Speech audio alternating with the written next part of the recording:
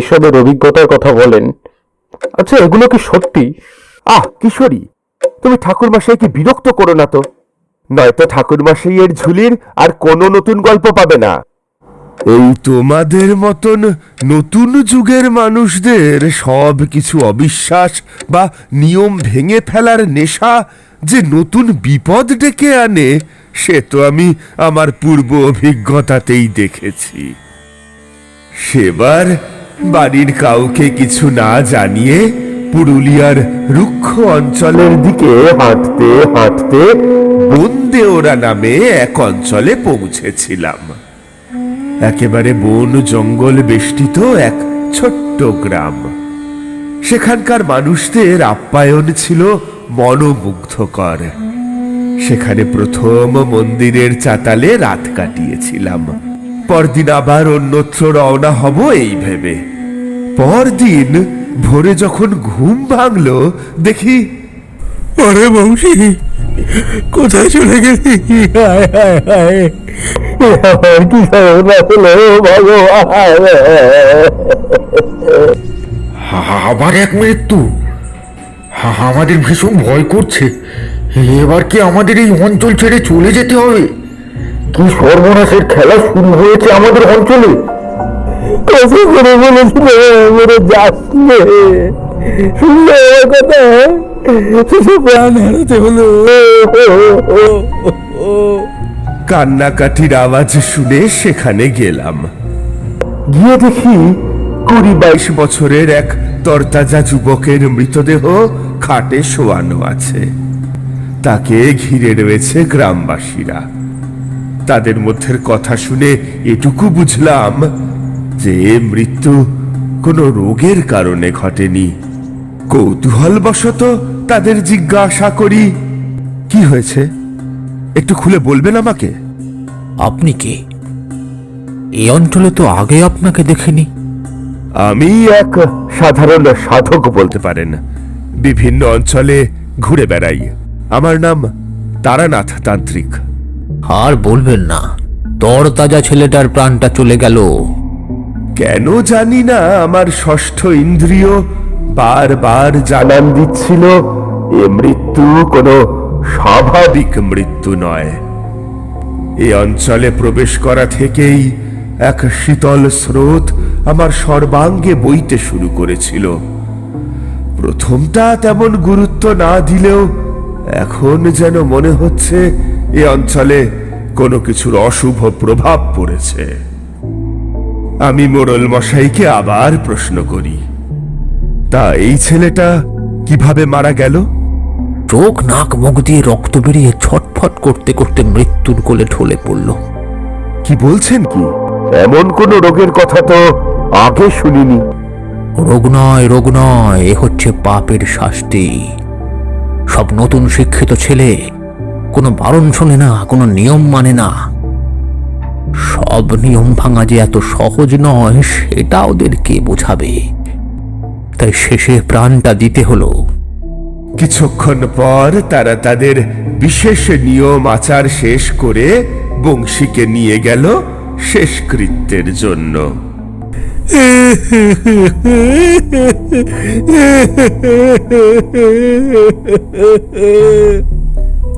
আপনি হচ্ছেন সাধক মানুষ। এ অঞ্চলে আপনার পায়ের ধুলো পড়েছে, আমরা ধন্য হয়েছি। আসলে আমরা সাধক তান্ত্রিক এদের খুব বিশ্বাস করি। যদি আপনার পায়ের ধুলোতে আমাদের এই গ্রামের পাপ কিছুটা ধুয়ে যায়। আচ্ছা ঠাকুরমশাই, আমার বাড়িতে আপনি থাকবেন? না না, অত ব্যস্ত হতে হবে না আপনাকে। আমি মন্দির চাতালেই দিন কাটিয়ে দেব। সে বললে হয় না ঠাকুরমশাই। আমার বাড়িতে অতিথির জন্য আলাদা বিশ্রামাগার আছে, সেইখানেই আপনি থাকবেন। আপনি ব্রাহ্মণ মানুষ, চাল ডাল আনাজ দেব, একটু দুটো ফুটিয়ে নেবেন ক্ষণ। গ্রামের আকাশে বাতাসে এক শোকের ছায়া। কারো মনে শান্তি নেই। তবে এটুকু বুঝলাম, গ্রাম মহা বিপদের মুখে। ওদেরকে এভাবে ছেড়ে চলে গেলে হবে না। ঠিক করলাম এই বিপদ থেকে এদেরকে যেভাবেই হোক রক্ষা করব। সেদিনে রাতটা মোড়ল মশাইয়ের বাড়িতে ভালোভাবেই কাটলো। পরদিন ঠিক করলাম গ্রামটা ভালো করে ঘুরে দেখব এবং আশেপাশের লোকদের গ্রাম সম্বন্ধে বিভিন্ন কথা জিজ্ঞাসা করব। গ্রামটি বেশ সুন্দর, অধিকাংশই জঙ্গল বেষ্টিত। গ্রামে ছোট ছোট মন্দির, ছোট একটা পাঠশালা, কিছু মাটির বাড়ি, এসব নিয়েই গ্রামটা গড়ে উঠেছে। হঠাৎ দেখা হলো সেই গ্রামের মাস্টার মশাইয়ের সঙ্গে। কে আপনি? এই গ্রামে নতুন নাকি? ঠিক চিনলাম না তো। নমস্কার, আমি তারানাথ তান্ত্রিক। মোড়ল মশাইয়ের বাড়িতে উঠেছি, উনি আমাকে আশ্রয় দিয়েছেন। ও, তা বেশ বেশ বেশ। গ্রামের খবর জানেন নিশ্চয়ই? অল্প বিস্তর জেনেছি। দেখুন, বয়স তো আমার অনেক হলো, এই গ্রামের ইতিহাসও বেশ কিছু জানি। তাহলে বলি শুনুন। এই গ্রামে আজ থেকে প্রায় ৮০-৯০ বছর আগে, অর্থাৎ আমাদের বাবাদের সময়ের কথা, সেই সময় এই অঞ্চলে দুটো উপজাতির বাস ছিল। এক হচ্ছে মাতুয়া, অন্যদিকে তামাম জাতি। আমরা হচ্ছি মাতুয়া প্রজাতির লোক, আর যে তামাম গোষ্ঠী বাস করত তারাই ছিল এই অঞ্চলের প্রধান মাথা। উগ্র দেবদেবীর পুজো, অশুভ তন্ত্র সাধনা, এইসব নিয়ে তারা থাকত। আমরা হলাম মাতুয়া গোষ্ঠী, খুবই সাধারণ। তাদের সাথে আমাদের বরাবরের মতো বিরোধ, কিন্তু তারা ক্ষমতাতে অত্যন্ত এগিয়ে ছিল। বরাবর আমাদেরকে তারা দমিয়ে রাখত। বেশ অন্যরকম বিষয়টা। আচ্ছা, আপনি বলে যান। হ্যাঁ, যেটা বলছিলাম, তারা অত্যন্ত ধনশালীও ছিল। গ্রামের উত্তর দিকে যে ঘন জঙ্গল দেখছেন, তখন ওখানেই তারা বসবাস করত। আর আমাদের সঙ্গে তারা সেভাবে মিশত না, তাই আমরাই এই অঞ্চলটাতে বরাবর বাস করে আসছি। কালক্রমে ওদের জায়গাটা জঙ্গল বিস্তৃত হয়ে ওঠে। আমি বাবার মুখে যেটুকু শুনেছি, সেদিন কোনো এক অমাবস্যা তিথিতে তারা তাদের প্রধান দেবতার পুজো করছিল, এবং সেই দেবতার অলংকার রত্নাদি সেই মন্দিরে মজুত করা ছিল। তা সে মন্দিরে হঠাৎ ডাকাতের আক্রমণ ঘটে। তোদের দেবতার রত্ন ভাণ্ডার আছে শুনেছি, সব বের কর, না হলে কিন্তু একটাও প্রাণে বাঁচবি না। চলে যা বলছি, আমরা আমাদের প্রাণ থাকতে আমাদের দেবতাকে রক্ষা করব। চলে যা বলছি। তবে রে, আরে রে রে রে রে রে রে রে রে রে রে। তারপর ডাকাত এবং তামামদের মধ্যে ভয়ঙ্কর যুদ্ধ চলে, কিন্তু হঠাৎ আক্রমণ এবং ডাকাতদের অস্ত্র শস্ত্রের সাথে তামামরা পেরে ওঠে না। অবশেষে ডাকাত দল পুরো তামাম গোষ্ঠী বিনাশ করে তবে ছাড়ে। আচ্ছা মাস্টার মশাই, আমাকে সেই উত্তর দিকের জঙ্গলে একবার নিয়ে যেতে পারেন? মানে যেখানে আগে তাদের আদি বসতি ছিল। হ্যাঁ হ্যাঁ, চলুন না, এখন আমার কাজও নেই। মাস্টার মশাইয়ের সাথে চললাম গ্রামের উত্তরের জঙ্গলে। কিছু কিছু জায়গা দেখলেই বোঝা যায় সেখানে কারোর বাস ছিল, যেমন ধরো বাঁধানো পুকুর, কুয়ো, ভগ্নদশা প্রশস্ত চাতাল। ঠিক তখনই সামনে দেখতে পাই একটা মন্দির, সারা দেওয়াল জুড়ে শ্যাওলা ধরা, ভগ্ন প্রায় দশা। আচ্ছা মাস্টার মশাই, এই মন্দিরে কি কেউ আসে? এই মন্দিরে কেউ আসে না বলাটা ভুল হবে, তবে মাস কয়েক আগেও কিছু খারাপ ঘটনা ঘটে যায়। একটু যদি খুলে বলেন। তামাম গোষ্ঠী ধ্বংস হওয়ার পর এই মন্দিরে তাদের আরাধ্য দেবতা ছিলেন। তার নাম কি তা বলতে পারি না, তবে আমাদের মাতুয়া গোষ্ঠী বিশ্বাস করে যে দেবতাই হোক তার আরাধনা প্রয়োজন। তাই গ্রামে সকলে মিলে ঠিক করেছিল ওই দেবতার পুজো করা হবে।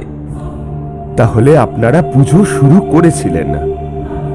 এই দেবতার পুজো এই মন্দিরেই চলছিল, কিন্তু হঠাৎ এই যুগের কিছু উচ্চ শিক্ষিত ছেলেমেয়েরা এতে বাদ সাধল। তাদের অন্য দাবি ছিল। সেটা কিরকম?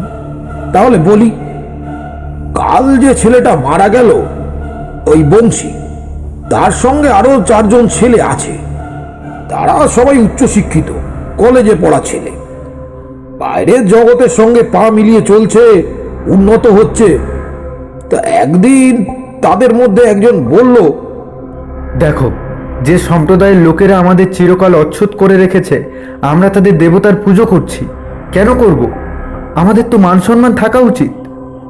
যা হওয়ার তা তো হয়েই গেছে। সেই গোষ্ঠীর অস্তিত্ব এখন তো আর নেই। তবে শুধু দেবতার পুজো করতে তোমাদের এত আপত্তি কিসের? না মোড়ল মশাই, ওই দেবতাকে পুজো করা মানে পুরনো অত্যাচারের কথা ভুলে তাদের দাসত্ব স্বীকার করা। আমরা কেন ওদের মতো চলবো বলুন তো? আমাদের নিজস্ব পন্থা আছে, আচার আছে, অনুষ্ঠান আছে। আমরা সেটাকেই মেনে চলবো, তাই না? অশোক ও বংশীর সঙ্গে সুরেন, বলাই নামে আরো 2 জন সহমত দেয়। দেখো, তোমরা আধুনিক যুগের ছেলে। 2 দিন পরে তোমরা চাকরি করবে, আরো অনেক বড় হবে। কিন্তু আমাদের বিশ্বাস ভাঙতে যেও না। দেবতার পুজো না করলে আমাদের বড় পাপ হবে। সে দেবতা যখন তোমাদের কোনো ক্ষতি করছে না, তখন অযথা কেন বিপদ রেখে আনছো? সমস্যার সূত্রপাত ঘটে পরদিন থেকে। বুঝলি, এদেরকে কিছুতেই বোঝানো যাবে না যে মাথা উঁচু করে চলা কি জিনিস। কি করবি? কি করবি? হাহ, ওরা তো কেউ মানছে না, আর আমরা 4 জন এদিকে, আর গোটা উপজাতি আমাদের বিরুদ্ধে। আমরা গিয়ে ওই মন্দিরের দেবতাদের ভেঙে ফেলি। ভাঙা মূর্তি তো আর পুজো করতে পারবে না। শেষমেশ মূর্তি ভাঙবি? যদি কোনো বিপদ ঘটে? তুই না শিক্ষিত, কুসংস্কার মুক্ত, তোর মুখে এসব কথা মানাচ্ছে না। তারা সবাই মিলে অন্ধকার রাতে মন্দিরে গিয়ে পৌঁছয়। অশোক, আমার হাতে হ্যারিকেন আছে, তুই বরং মূর্তিগুলোকে ভাঙ। অশোক ও বাকি 3 জন মিলে সেই মূর্তিগুলোকে শাবল দিয়ে ভেঙে টুকরো টুকরো করে ফেলে। প্রধান মূর্তি ভাঙতে যাবে, ঠিক সেই সময় গ্রামের লোক খবর পেয়ে সদল বলে ছুটে আসে এবং তাদের আটকানোর চেষ্টা করে। কিন্তু ততক্ষণে যা হওয়ার হয়ে গেছে। তোমরা এমন কেন করলে? এবার নতুন বিপদ শুরু হলে সেটা কে আটকাবে? আপনারা শুধুই ভয় পাচ্ছিলেন, কিচ্ছু হলো কি? এই তো আমরা বেশ দাঁড়িয়ে আছি। সব কিছু যে এখনই হবে তার তো কোনো মানে নেই বাবারা। যা হওয়ার হয়ে গেছে, যাও, তোমরা বাড়ি যাও। তারা চিন্তিত হয়ে পড়ে এই মূর্তিগুলোকে নিয়ে ঠিক কি করা যাবে। শোনো, তামাম গোষ্ঠী কখনো দেবতাকে জলে বিসর্জন দিত না, তাই এই মূর্তিগুলোকে জলে ফেলা যাবে না। এই ডাঙায় মূর্তিগুলোকে মাটির তলায় রেখে দাও, আর প্রধান মূর্তিকে বেদির তলায় পুঁতে দাও। গ্রামের মোড়ল মশাইয়ের সঙ্গে বাকিরা সব সহমত পোষণ করে। বুঝলাম। আর তারপরেই অশোক, বংশী অস্বাভাবিকভাবে মারা গেল। একদম ঠিক বলেছেন। গ্রামের সকলে মনে করেছে ওই দেবতার সাপ লেগেছে। যদিও আমি মাস্টার মশাই, তবুও সব ধ্যান ধারণা একবারে ছেড়ে ফেলতে পারি না। আর বাকি ছেলেরা? ও সুরেন, বলাই এদের কথা বলছেন। পরপর 2টো মৃত্যু তাদের মনে বেশ ভয়ের উদ্বেগ ঘটিয়েছে। এরপর কপালে কি আছে ঈশ্বরই জানেন। ধন্যবাদ মাস্টার মশাই, অনেক কিছু জানতে পারলাম এই গ্রাম সম্বন্ধে। চলুন ফেরা যাক। গ্রামে ফেরার পথে হঠাৎই এক বুড়ির সঙ্গে আমাদের দেখা হয়। বাঁচবে না, কেউ বাঁচবে না, গোটা গ্রাম শেষ করে দেবে। পালা পালা বলছি।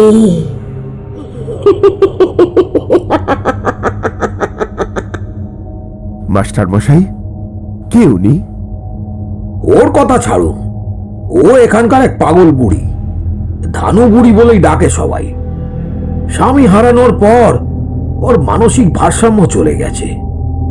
ওর কথা আর আমরা তেমন গুরুত্ব দিই না। ও রেগে আছে, কাউকে ছাড়বে না। সব মরবি, সব মরবি।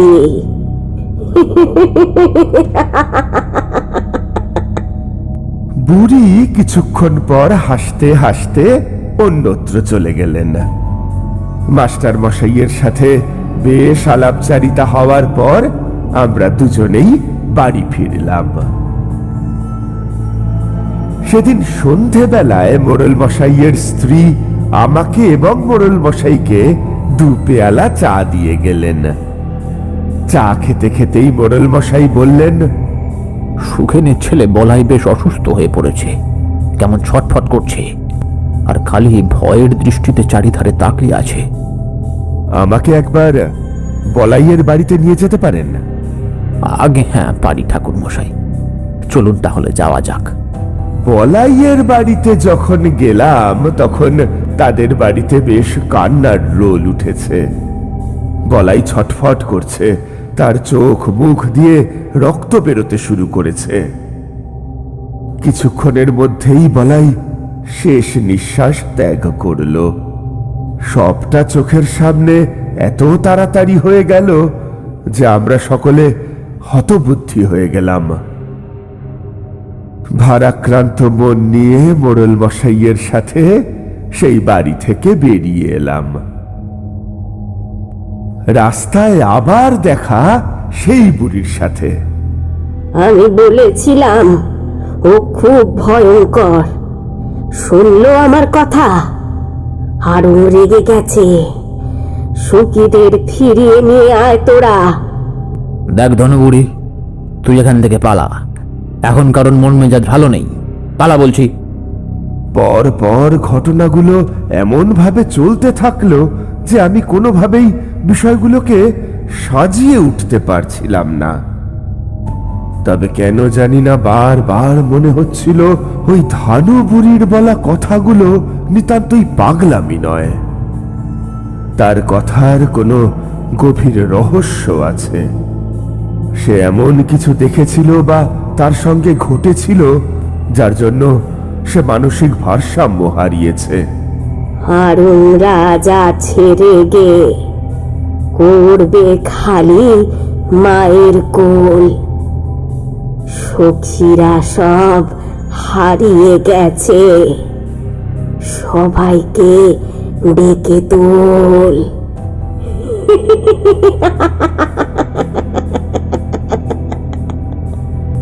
হঠাৎ বুড়ির মুখে এই ছড়া শুনে বেশ অবাক হলাম। এই কথার মাথা মুন্ডু কিছুই বুঝলাম না। কি বলতে চাইছেন আপনি? আরে ওর কথা ছাড়ুন ঠাকুর মশাই, ও নিতান্তই একটা পাগল, ওর কথাকে গুরুত্ব দিয়ে সময় নষ্ট করবেন না। চলুন বাড়ি ফেরা যাক। বলাইটার জন্য খুব মন খারাপ লাগছে।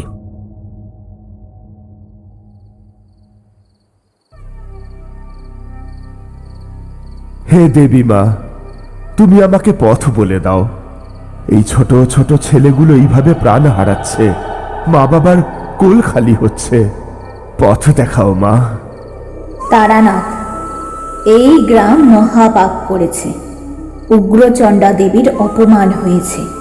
সে খুব উগ্রে দেবী, ওই অসহায় বুড়ির কথা শুন, তোদের মঙ্গল হবে। ভীষণ অবাক লাগছিল, এতগুলো মানুষ যাকে পাগল বলছে সেই এই বিপদ থেকে মুক্তি পাওয়ার চাবিকাঠি। হঠাৎ করেই বেরিয়ে পড়লাম সেই বুড়ির খোঁজে। মোড়ল মশাই, সেই ধানু বুড়ি কোথায় থাকেন বলতে পারেন? ধনুবুড়ির কি আর কোনো নির্দিষ্ট জায়গা আছে? তবে সন্ধ্যাবেলায় মন্দিরের চাতালে গিয়ে মাঝে মাঝে বসে, ওখানে গিয়ে দেখতে পারেন। প্রথমে মন্দিরের উদ্দেশ্যেই ছুটলাম যদি দেখা পাই, এবং কিছুটা যাওয়ার পর দেখাও হয়ে গেল সেই বুড়ির সাথে। আঁচলে 2টো মুড়ি নিয়ে খুব ক্ষুধার্ত ভাবে সেগুলো খাচ্ছেন। আমাকে দেখা মাত্রই বলে উঠলেন, আসবি না আমার কাছে, দূর হ মুখ পোড়া। ভয় পাবেন না, আমি জানি আপনি পাগল নন।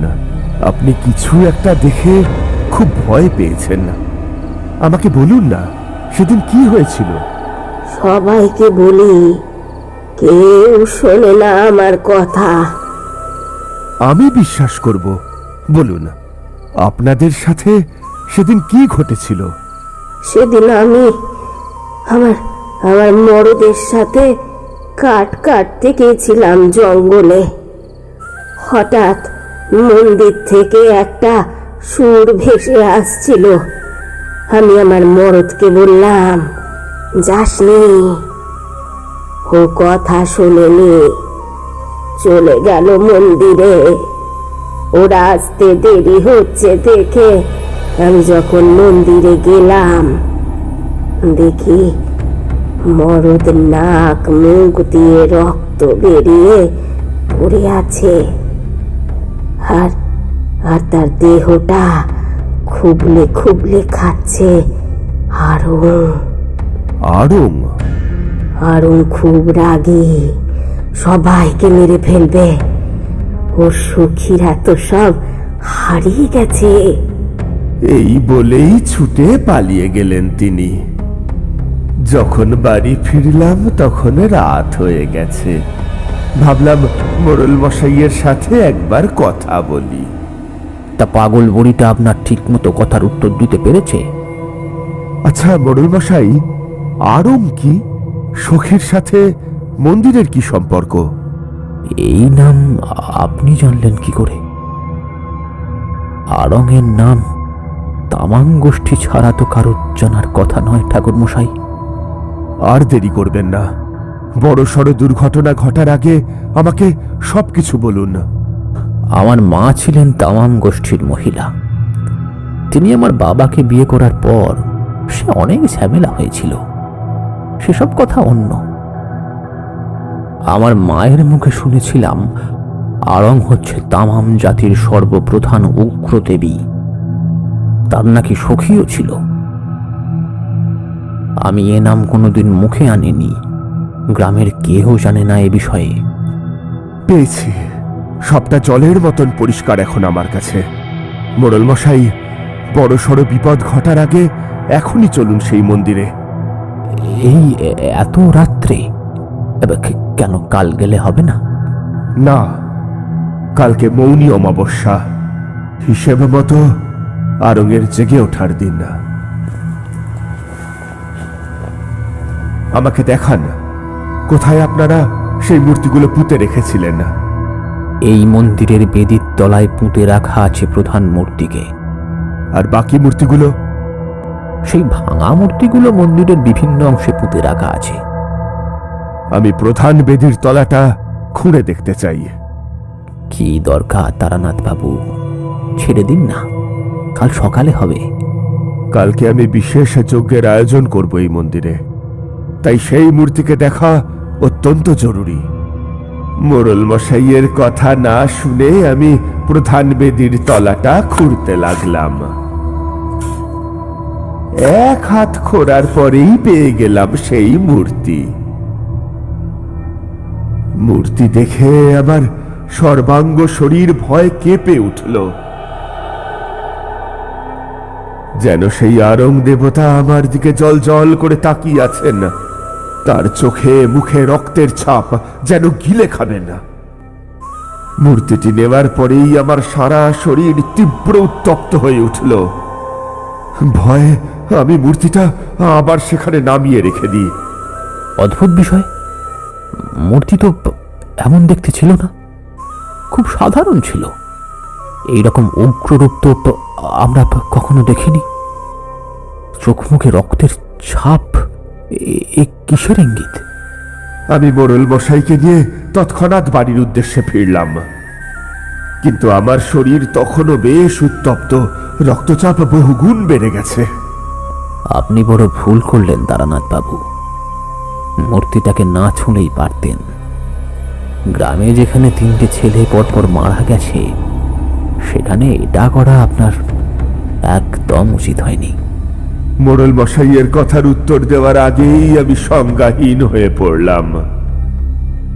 আমার চোখের সামনে সব অন্ধকার হয়ে গেল।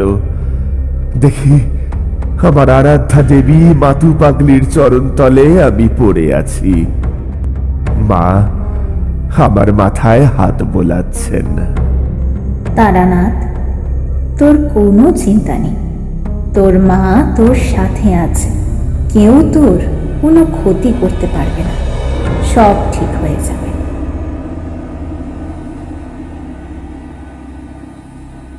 পরদিন দুপুরে কোনো রকমে চোখ মেলে তাকালাম, দেখি আমার সামনে মোড়ল মশাই, ওনার স্ত্রী এবং গ্রামের দু একজন দাঁড়িয়ে আছেন। এখন কি একটু সুস্থ বোধ করছেন? আমি ঠিক আছি। আমরা তো ভীষণ ভয় পেয়ে গিয়েছিলাম, ভাবলাম হয়তো ছেলেগুলোর মতো আপনার হাল হবে।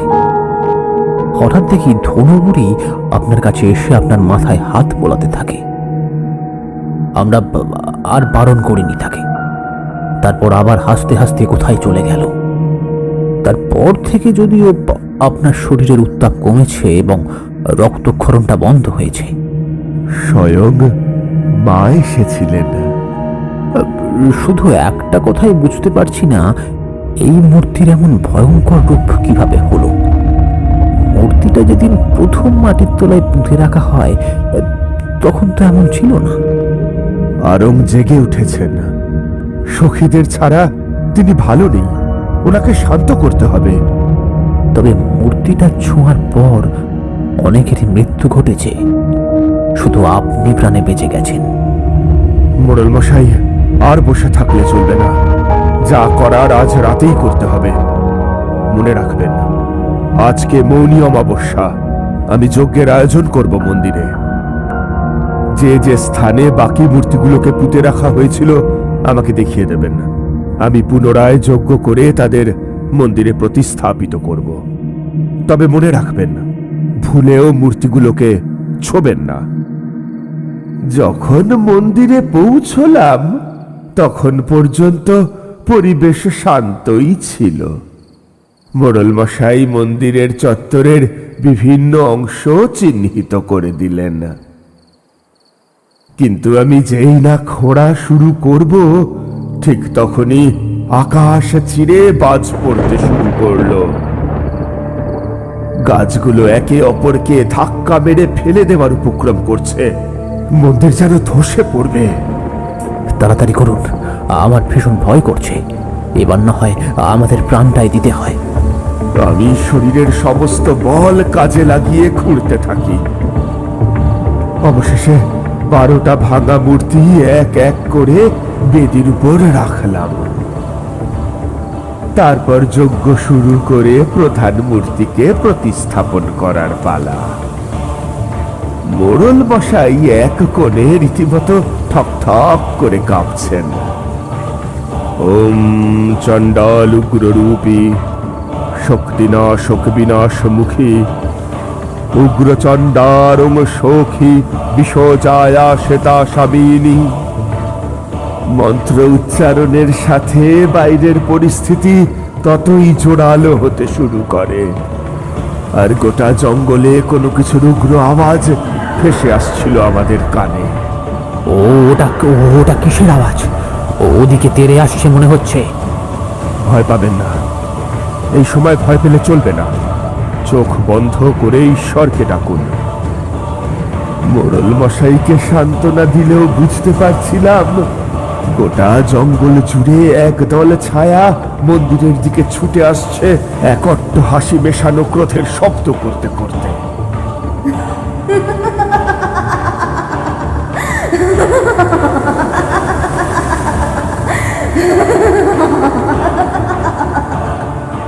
শেষ করে দেব সব।